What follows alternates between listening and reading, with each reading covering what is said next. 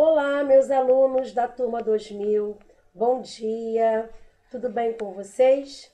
Espero que todos estejam bem, meus queridos. Aqui é a professora Andréa Santos, de língua portuguesa. Bem, conforme o combinado no nosso roteiro de estudos, hoje nós iremos corrigir os capítulos 20 e 21 do livro de interpretação textual, tá? Interpretação textual, livro 6. Vamos lá? Bem, eu agora estou na página, vamos lá, página 6. Todos comigo aqui na página 6. Nós temos aqui as atividades para a sala, não é isso? Vamos falar sobre ambiguidade. E aqui no exercício número 1, nós temos o seguinte enunciado.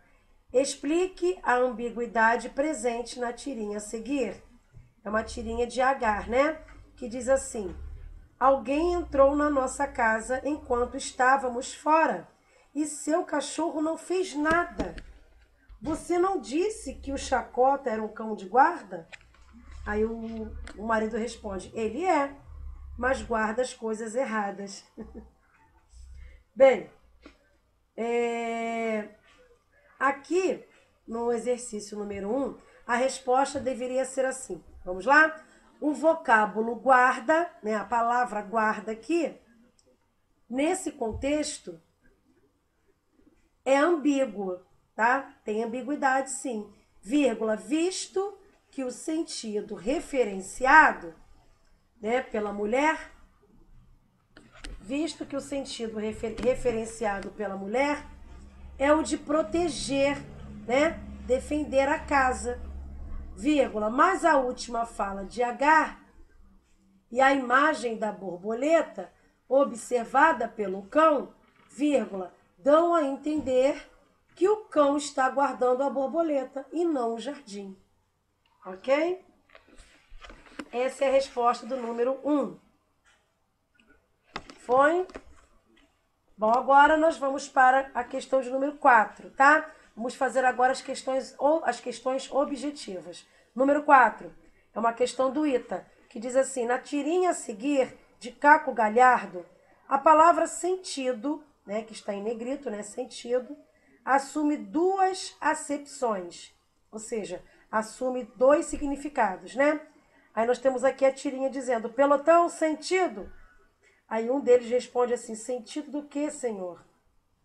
Bom, vamos lá? O enunciado do número 4 diz assim: das frases a seguir, indique a opção em que a palavra sentido tem o mesmo significado que tem na fala do soldado. Só poderia ser a letra E. Muitos escritores buscam o sentido das coisas. Então, a resposta do número 4 é a letra E, ok? Então, pessoal, aqui é um caso de regência nominal, tá? Então, deve-se observar que o soldado empregou, ok, a preposição de, né? Essa preposição de para complementar o substantivo sentido. Então, o mesmo ocorre na alternativa E, tá? Em que a palavra sentido também assume o significado de razão, de lógica, ok? Então, marquem aí, letra E. Agora, questão número 5. Analise as frases seguintes. Então, nós temos 6 frases aqui. A primeira diz assim: encontramos o rádio quebrado. A segunda: entregamos os lápis aos alunos. Terceira: o promotor disse à testemunha que suas palavras convenceriam o júri. Quarta: Paula pediu a Tamara para sair. Quinta: Antônio já deixou de ser meu amigo há muito tempo. E sexta: lavei as roupas que encontrei no tanque. Então, quais das sentenças anteriormente lidas produzem ambiguidade? Bom, a resposta do número 5 só poderia ser a letra E, tá? Somente a primeira, terceira, quarta e a sexta frase. Ok, pessoal? Foi? Então, a primeira é ambígua, por quê? Porque não se sabe se o rádio quebrado, né, foi achado ou se o rádio estava quebrado quando foi achado, ok? A terceira é ambígua por quê? Porque não se sabe, né, se as palavras eram, né, do promotor ou da testemunha. A quarta frase é ambígua por quê? Porque não se sabe se era um pedido para a saída de Tamara ou uma permissão para a saída da própria Paula, né? E a sexta frase é ambígua por quê? Porque não se sabe, né, se as roupas foram encontradas no tanque ou em outro lugar, ok? Vamos agora para as atividades propostas. Número 1. Defendemos a adoção de normas e o investimento na formação de brinquedistas. Brinquedistas, pessoal, é um neologismo, tá? Que designa as pessoas que brincam com as crianças, tá? Em creches, escolas e brinquedotecas também, ok? Então, é uma palavra, é um neologismo, tá? Que vai designar esse tipo de pessoas, tá? Que brincam com crianças em creches, escolas ou até mesmo em brinquedotecas, tá bom? Então vamos lá, defendemos a adoção de normas e o investimento na formação de brinquedistas, pessoas bem mais preparadas para a função do que estagiários que têm jeito e paciência para cuidar de criança. Então esse pequeno trecho foi retirado da revista Veja, de 13 de agosto de 2003. E o enunciado diz assim: a ambiguidade desse texto deve-se o quê? A ordem dos termos, é a letra E. Podem marcar aí, número 1, letra E. Então, a ambiguidade desse texto aqui, pessoal, deve-se justamente à ordem dos termos, porque a oração aqui é adjetiva e restritiva, né? Essa oração aqui, ó, que tem jeito e paciência. Ela se refere à palavra brinquedistas, e deveria estar logo após esse termo. Então, na posição em que se encontra, né, podemos referir-se, né, pode, melhor dizendo, referir-se também à palavra estagiários. Então, por isso que tem ambiguidade, ok? Bom, então o número 1 é letra E, ok? Número 2. O emprego do termo o mesmo, comumente criticado por gramáticos, é usado muitas vezes para evitar ambiguidade ou repetição de palavras. Aponte a opção em que o uso desse termo o mesmo confere falta de clareza à mensagem. Então, a resposta aqui do número 2, né, só poderia ser a letra B de bola, tá? A reunião da associação será na próxima semana. Peço a todos que confirmem a participação na mesma. Então, o número 2 é a letra B. Então, o emprego aqui, né, desse termo na mesma não assegura a clareza da mensagem, né? Visto que essa expressão, ela pode se referir à semana, né? E à associação também, indicando um grupo de pessoas, ou até mesmo a palavra reunião, como deve ser o caso aqui, ok? Por isso que o número 2 é a letra B de bola, ok? Vamos virar a página. Vamos para a página seguinte, exercício número 3. Vamos lá? Exercício número 3. O governo promoveu uma campanha a fim de reduzir os índices de violência. Noticiando o fato, um jornal publicou a seguinte manchete: campanha contra a violência do governo do estado entra em nova fase. Bem, a manchete anterior tem um duplo sentido e isso dificulta o entendimento. Considerando o objetivo da notícia, esse problema poderia ter sido evitado com a seguinte redação. Só poderia ser a letra E. Campanha do governo do estado contra a violência entra em nova fase. Letra E, tá, pessoal? Então, a frase ela tem sentido, né, dúbio, ok? Ou seja, não se sabe, né, se a campanha é contra a violência do governo do estado ou se é o governo do estado que faz a campanha contra a violência, ok? Então, isso por conta da inversão da ordem na frase, né, da expressão contra a violência, que se colocada em uma posição adequada, né, como se vê na frase do item E, desfaz a ambiguidade. Por isso que a resposta do número 3 é a letra E, ok? Vamos lá, número 4. Número 4 agora. Número 4. Indique a ordem correta das figuras de linguagem nas frases a seguir. Então, nós temos aqui 3 frases, né? 3 frases no número 4. A primeira: um frio inteligente percorria o jardim. É uma frase de Clarice Lispector. Segunda frase: é um contentamento descontente. É um contentamento descontente. É um verso, né, de Camões, né? Poema de Camões. Terceira: poema só para Jaime Ovalle. É um verso, né, da obra, do poema de Manuel Bandeira. Bom, aqui no número 4, a resposta só poderia ser a letra D de dado, né? Personificação, paradoxo e ambiguidade. Então, número 4, a resposta é a letra D de dado, ok, pessoal? Letra D de dado. Foi? Então, podem marcar aí a letra D de dado, ok? Personificação, né, é a figura de linguagem que atribui ações humanas a seres humanos. Não, perdoe-me, a seres inanimados.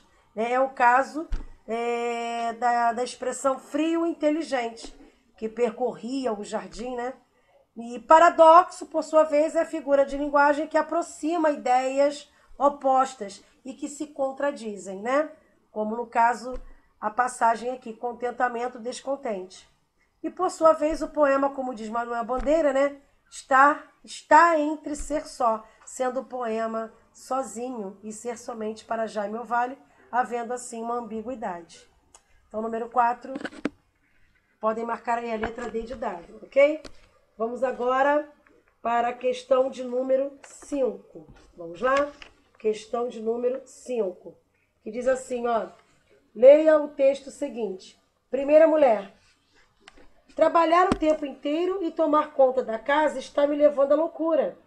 Depois do trabalho, cheguei em casa e lavei a roupa e a louça. Amanhã tenho de lavar o chão da cozinha e as janelas da frente. Aí a segunda mulher: e teu marido? Aí a primeira mulher responde: ah, isso eu não faço de maneira alguma. Ele pode muito bem se lavar sozinho. Legal, né? O enunciado diz assim: é possível afirmar que, do ponto de vista das funções gramaticais, a anedota, né, que é uma piada, né, fundamenta-se em um mal-entendido vindo do fato de... Bom, você podia ser a letra D de dado, da primeira mulher ter atribuído a teu marido o papel de alvo e não de agente. Então, a resposta do número 5 é a letra D de dado, tá? Então, a anedota aqui, pessoal, ela fundamenta-se no fato de a primeira mulher, né, considerar a expressão teu marido como alvo da ação que ela antes mencionara, né? Então, a intenção da segunda mulher, no entanto, era de perguntar: e teu marido não lava também? Não é isso? Bom, agora nós temos aqui um texto que vai responder as questões 6 e 7. Vamos ler aqui? Nós temos aqui 2 enunciados. O primeiro: faça uma visita a Hermório. Perdoe-me. Faça uma visita a Hermório. Seja solidário. Doe sangue, sangue bom. Né? Desculpa.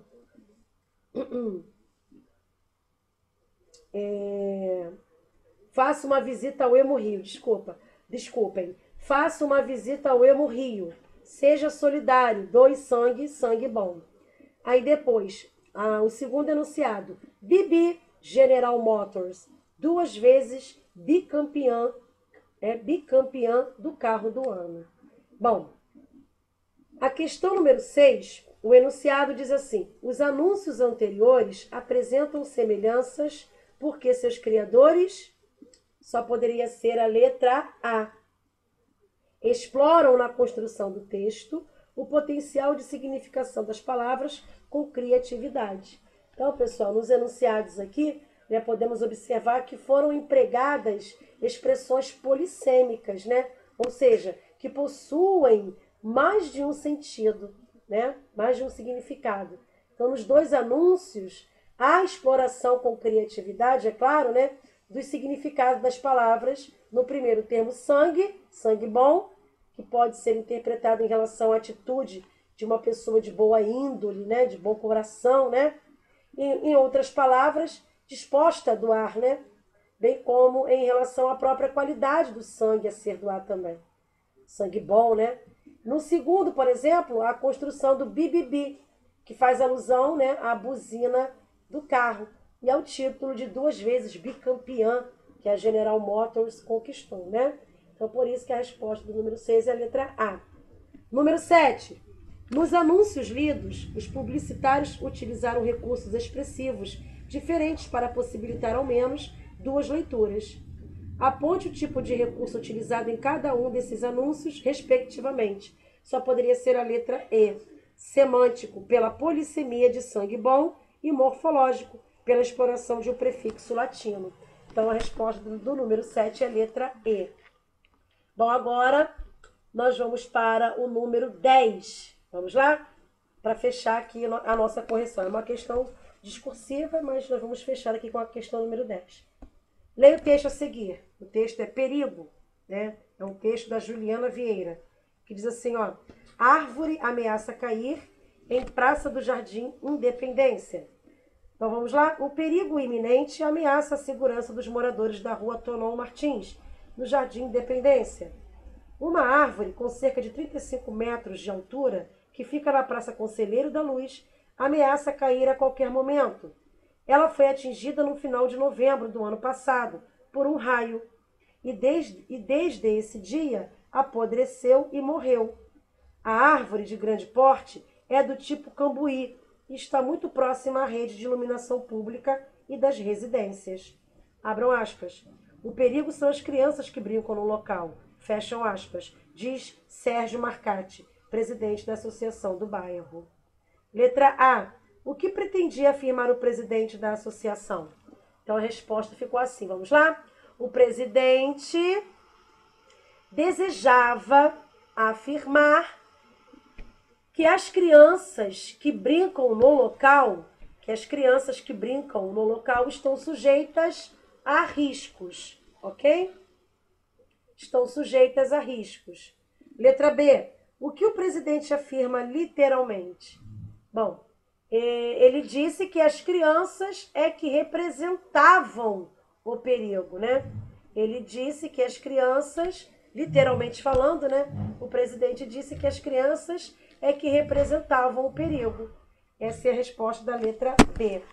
Bem, agora nós encerramos a correção dos exercícios do capítulo 20 e agora nós vamos corrigir os exercícios do capítulo 21, página 14.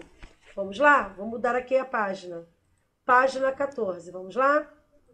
Capítulo 21, que vai falar da leitura de textos interdisciplinares. Vamos lá? Página 14, ok? Então, aqui na página 14, nós temos, né, o exercício número 1, ok? Nós temos aqui uma charge que diz assim, ó, a arte moderna é um saco. A arte moderna é um saco. Pintam um quadro com um rombo no meio, né? Pintam um quadro com um rombo no meio e acham uma obra-prima, né? Então vamos lá? Na charge anterior, além da crítica à arte moderna, presente na fala da personagem, é possível identificar ainda outra crítica, que está relacionada ao aspecto econômico, letra C. Podem marcar aí, número 1, letra C, tá? Então a gente nota aqui uma crítica indireta, né, no título do quadro, não é isso? Nós notamos aqui uma crítica indireta no título do quadro. Tá? A peça orçamentária realista, que está escrito aqui, não é isso? Associada à palavra rombo, né? Frequentemente empregada aqui para se referir a orçamentos superfaturados, né? Agora aqui, número 2, nós temos aqui um enunciado que diz assim, ó, entrevistado por Clarice Lispector, a pergunta, quais as características da arquitetura brasileira? Oscar Niemeyer respondeu. Oscar Niemeyer respondeu. Vamos lá? Oscar Niemeyer respondeu. Abram aspas. A arquitetura brasileira assumiu desde os primeiros tempos uma posição definida e própria no movimento moderno, ingressando corajosamente nas formas livres e inovadoras que hoje a caracterizam.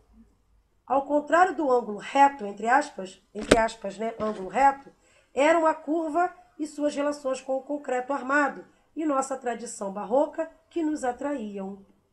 Hoje, passados muitos anos, recordamos com agrado esse período importante de nossa arquitetura. Fomos os primeiros a recusar o funcionalismo absoluto e dizer francamente que a forma plástica, em certos casos, quando o tema o permite, né, pode prevalecer, que a beleza é uma função e das mais importantes na arquitetura. Fecham aspas. Então aqui, vamos lá, no texto, o entrevistado estabelece oposição entre dois elementos, com base em um determinado critério. Os elementos e o critério aos quais Niemeyer se refere são, respectivamente, então, os elementos aqui que Oscar Niemeyer, né, se refere são, respectivamente, o quê? Só poderia ser a letra C, tá? Ângulo reto, tradição barroca e estético, tá? Então, segundo ele, né, segundo Oscar Niemeyer, né, a arquitetura brasileira, ela assumiu, né, características próprias, tá? Ela assumiu características próprias no movimento moderno, ok? Então, ao contrário do ângulo reto, as medidas e as formas utilizadas, né, partiram da tradição barroca, evidenciando o critério estético da técnica, ok? Vamos agora para a questão de número 3.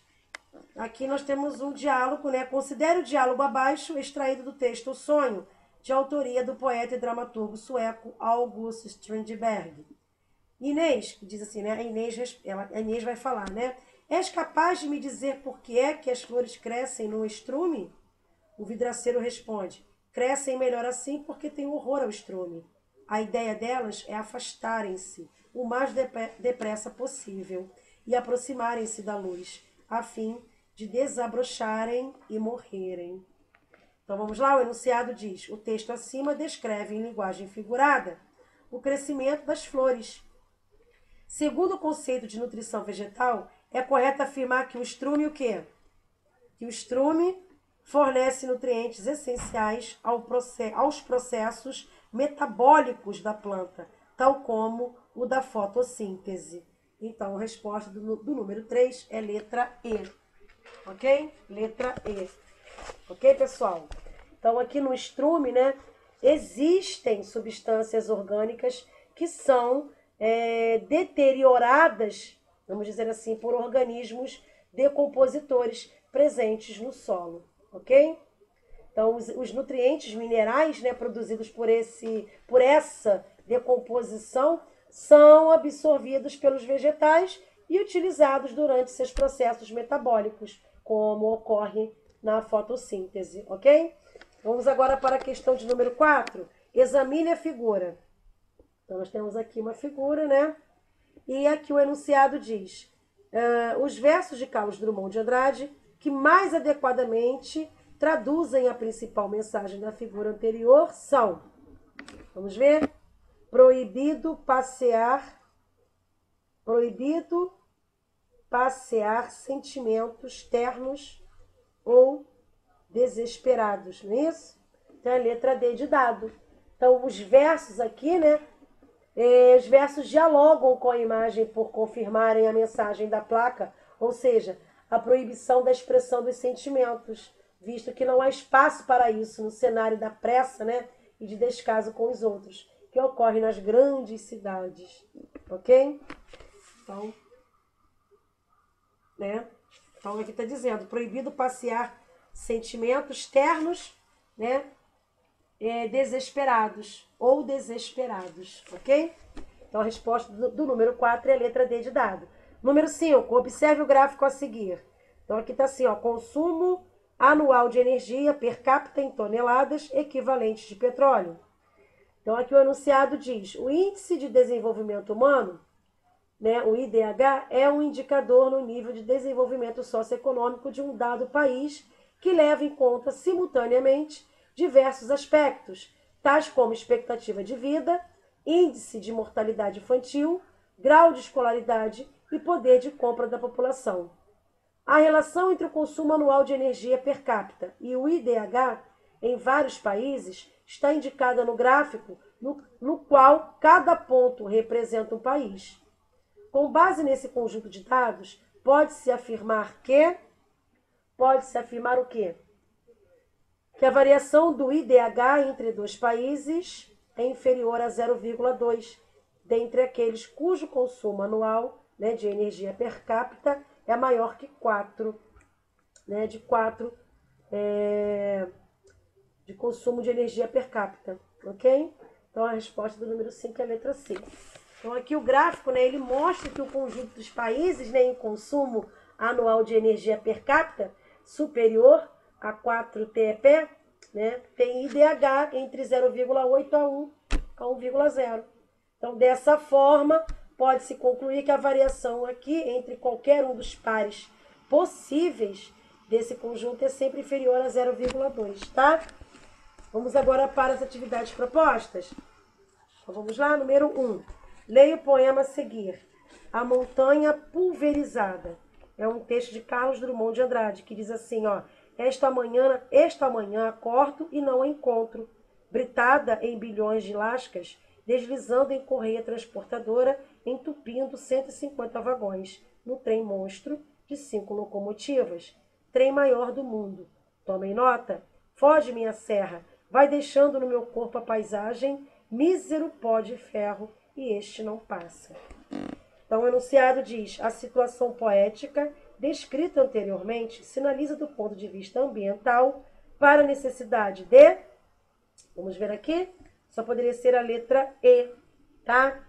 Manter-se rigoroso controle sobre os processos de instalação de novas mineradoras, criarem-se estratégias para reduzir o impacto ambiental no ambiente degradado e reaproveitarem-se materiais, reduzindo-se a necessidade de extração de minérios. Então, é correto tudo que se afirma aqui. As 3 afirmativas estão corretas. Então, número 1, a resposta certa é a letra E.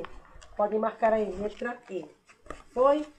Vamos agora para a questão de número 2. Vamos lá? A questão de número 2, como vocês podem visualizar aqui, nós temos 2 textos, tá, que foram extraídos de 2 crônicas publicadas no ano em que a seleção brasileira conquistou o tricampeonato mundial de futebol. Tá? Mas como o texto é muito grande, nós vamos direto ao enunciado. Vamos lá? Eu estou na questão número 2. Bom, avalie as seguintes afirmações a respeito dos 2 textos anteriores e do período histórico em que foram escritos. Então, aqui está dizendo, número 1, para os 2 autores, a conquista do tricampeonato mundial de futebol provocou uma explosão de alegria popular. 2, os 2 textos salientam o momento político que o país atravessava ao mesmo tempo em que conquistava o tricampeonato no futebol. 3, à época da conquista do tricampeonato mundial de futebol, o Brasil vivia sob regime militar, que, embora politicamente autoritário, não chegou a fazer uso de métodos violentos contra seus opositores. Então, é correto apenas o que se afirma em... Só poderia ser a letra D de dado, né, pessoal? Letra D de dado. 1 e 2 somente, ok? Por quê? Porque a terceira afirmativa, né, não é o que se afirma no texto 2, em que são feitas menções a práticas de tortura. Por isso que a terceira afirmativa ela é falsa. Então, a resposta do número 2 é a letra D de dado, ok? Vamos agora para o número, questão 3 e 4. Bem, para respondermos as questões 3 e 4, né, nós temos aqui o texto cujo título é acerca do bem e do mal, tá? Então, nós vamos direto ao enunciado do número 3. É um texto de Cândido Otoniel de Almeida, tá? Então, 3. Na argumentação com a qual o autor desenvolve o tema central do texto, há a preocupação constante de... Só poderia ser a letra C, de condenar a estratificação dos princípios éticos que se devem estabelecer no dinamismo que é próprio da história e da análise crítica. Então, o número 3, a letra C. Número 4, considere as seguintes afirmações. Então, nós temos 3 afirmações aqui. Em relação ao texto, está correto que se afirma em... Só poderia ser a letra B de bola, somente 1 e 2, tá? A terceira afirmativa está errada. Por quê?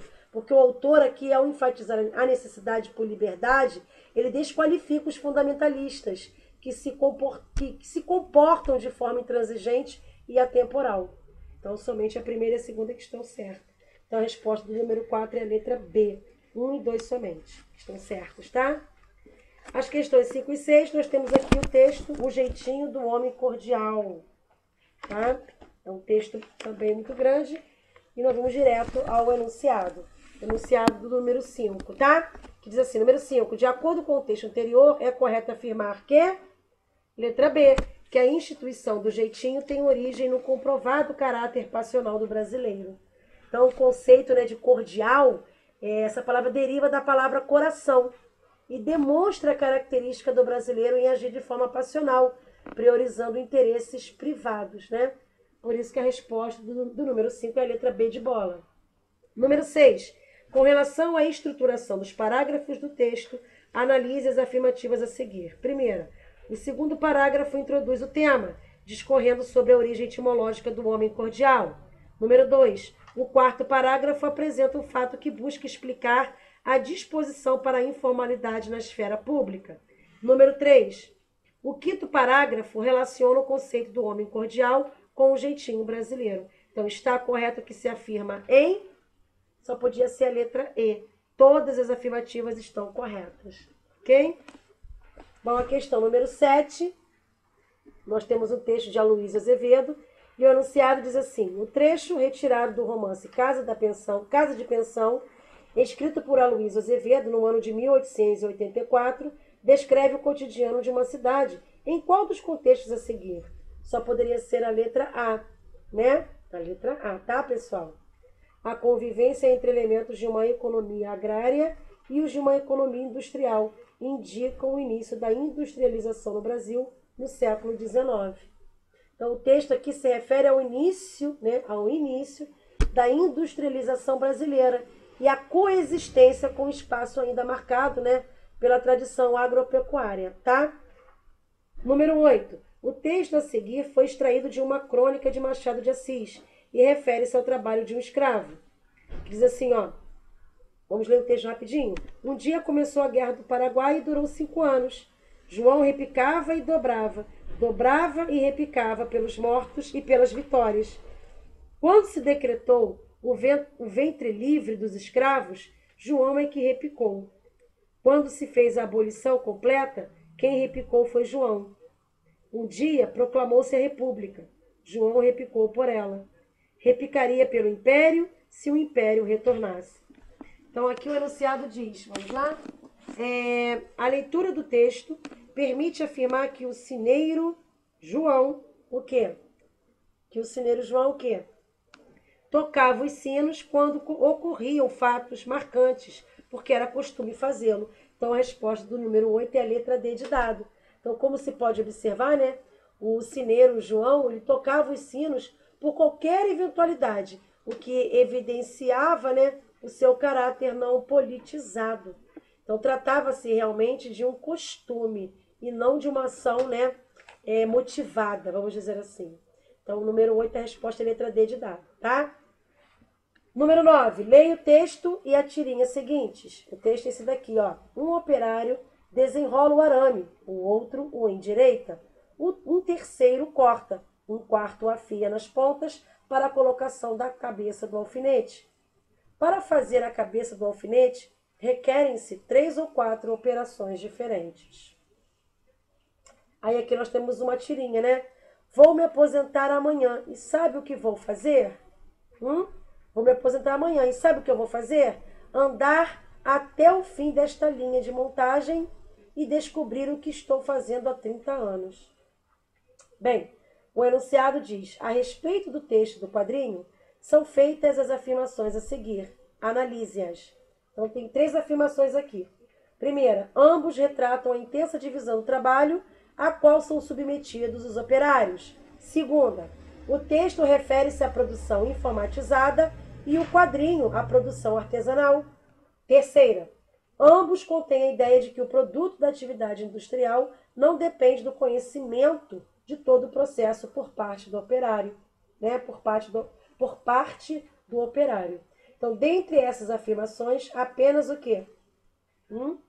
apenas a primeira e a terceira estão corretas. Ok, pessoal?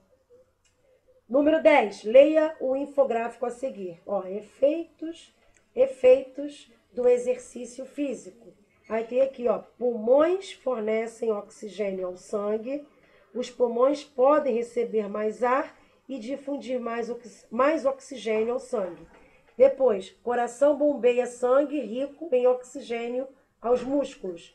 Embaixo, o coração aumenta de tamanho, pode bombear mais sangue por batimento e bate mais lentamente em repouso ou durante um exercício.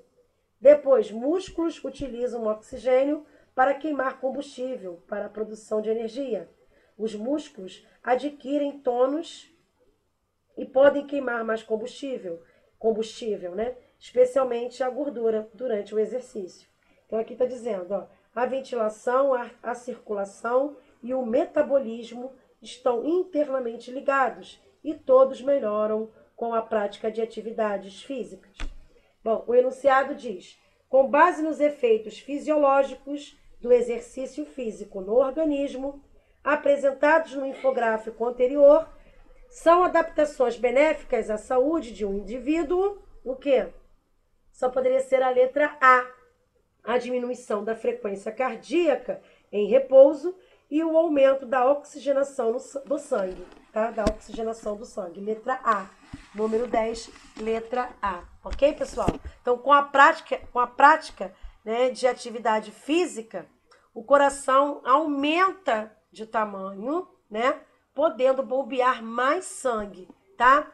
E passa a bater mais lentamente, tanto em repouso quanto durante o exercício físico, ok? Então, ocorre também o aumento, né, da oxigenação do sangue, visto que os pulmões, né, recebem mais ar e espalham mais oxigênio, ok? Então, a resposta do número 10 é a letra A. Então, terminamos aqui a correção dos nossos exercícios dos capítulos 20 e 21. No próximo vídeo, estarei corrigindo os capítulos 22, 23, na próxima aula, e também o capítulo 24. Então, quero desejar a todos vocês um lindo e maravilhoso dia. Fiquem todos com Deus. Um grande beijo e até a próxima aula. Tchauzinho, pessoal!